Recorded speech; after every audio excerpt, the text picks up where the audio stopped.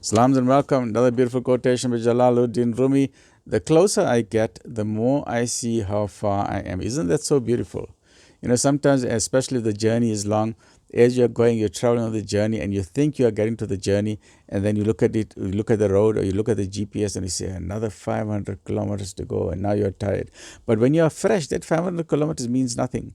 So it all depends on the mindset. Sometimes the journey appears to be short when you are fresh in the morning, but after 1 or 2 hours of traveling on the journey, you start becoming tired. If you become a bodybuilder, you start seeing your muscle developing, growing nicely, becoming strong, but then afterwards you go through a slump and you say, what's happening? Why am I not getting fit enough? Then the journey all of a sudden looks very long because now you are tired.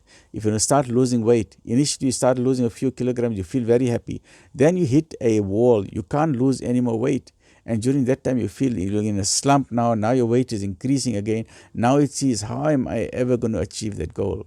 But another important factor of this is where we found in medical school, that is my personal experience as well, and you find in many studies have also shown that the more you learn something, when you study at medical school, you start learning a particular subject topic. Say, for example, you're learning anatomy, and then you've thoroughly mastered that course. Say you get your distinction in anatomy. But then when you do your anatomy, you all of a sudden now you have a good understanding of that subject. But then you realize there's another professor who knows more than you.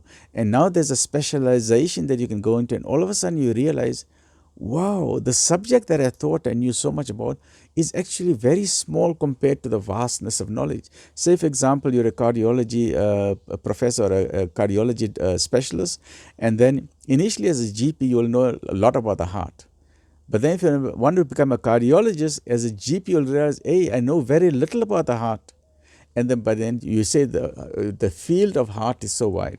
Then when you're a cardiologist, you think you know so much about the heart, but then you say there's someone who knows, if you become a cardiothoracic surgeon, the field is even more vast. So the more you learn about something, you realize how little you actually know.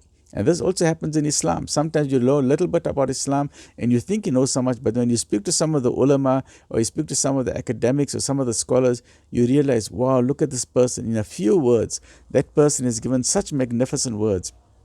And his knowledge is so vast, and then you realize how little you know. So the lesson for this is always have humility, always be humble, always be in the search for new knowledge, and to realize that I don't know.